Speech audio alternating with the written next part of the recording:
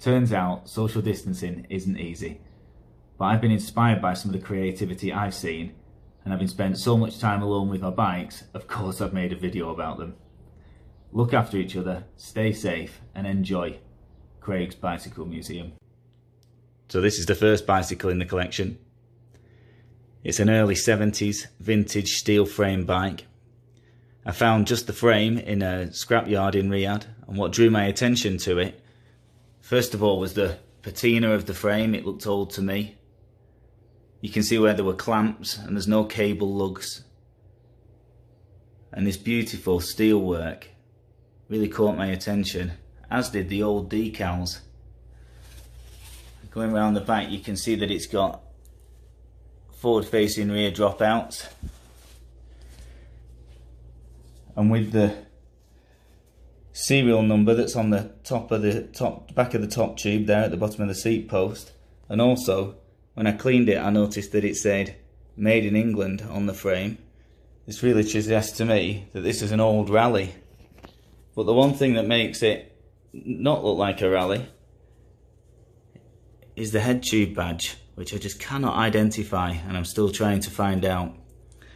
So what I've done with this bike is taken the old parts. I've bought period features where possible.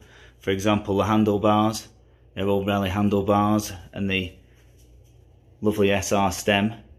And then I've modernised it with a modern braking system and these deeper dish chrome effect wheels.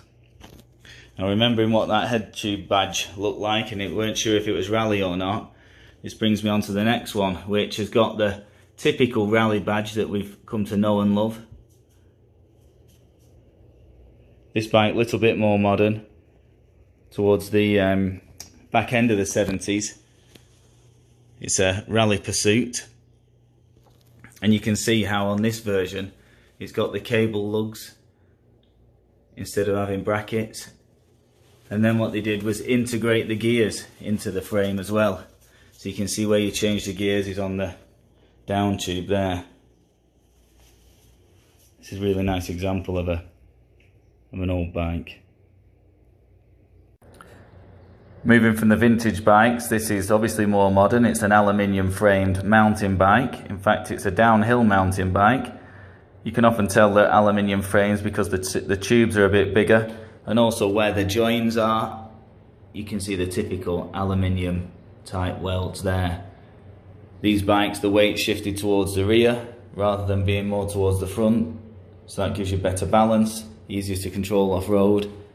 It has much wider handlebars, and of course bigger tyres as well, big chunky knobbly tyres to be able to go off-road. But perhaps one of the most distinctive features of this off-road bike is that it's got disc brakes, which are much more effective, certainly when you're off-road.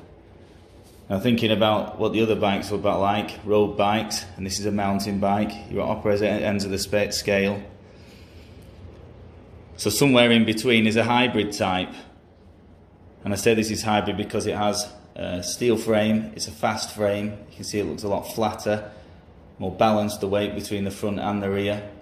But it's got the flat handlebars that a mountain bike has got. Not quite so wide, but a comfortable ride nonetheless. This is my daily rider. Great for nipping to the shop, cycling to work if you're close, and doing various errands on. It's fast, it's low maintenance, and it's got pannier rack attached now, and also a shopping basket. Not to mention that little bell on there. Deep dish wheels make it look pretty cool. Moving on to road bikes, this is a Cannondale Synapse. It's actually a lady's frame in aluminium. Cannondale have this smooth weld technology, so it's difficult to tell if it is aluminium because they're so nicely welded together.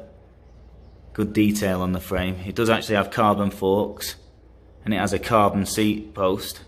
And when you couple that with the SAVE technology, where they've got narrower seat stays, and similarly the chain stays flatter but wider, really manages to dampen the ride and make it nice and smooth while still retaining the rigidity. that you would expect from an aluminium bike.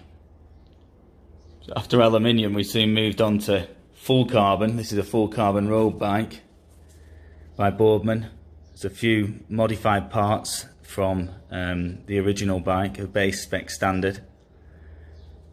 So what's good to note about this, it's very light, but also that the cables go through the frame, so that makes it tidier, just aesthetically pleasing. And the same goes for on the handlebars. The cables go underneath the handlebar grip tape, and again, it just makes it look better, tidies things up a little bit.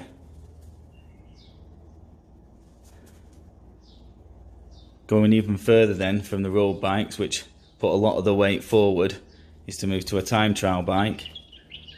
This is a Fuji Norcom straight 2.1 with some upgraded parts such as the wheels, the deep dish carbon wheels.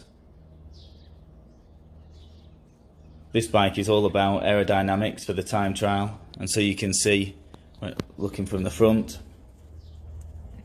just how close all the tolerances are and how knife-like it is, how streamlined everything is. You can see on the rear seat stays from here as well. You might think, where are the brakes? But for aerodynamic reasons, they've moved the brakes around the back of the forks, which is a great feature. And also underneath the chain stays. Sometimes difficult to access for maintenance purposes, but definitely out of the way for aerodynamics. This is the bike that I use for competitions like triathlon, Ironman. Let's have a look at it from the back so you can see.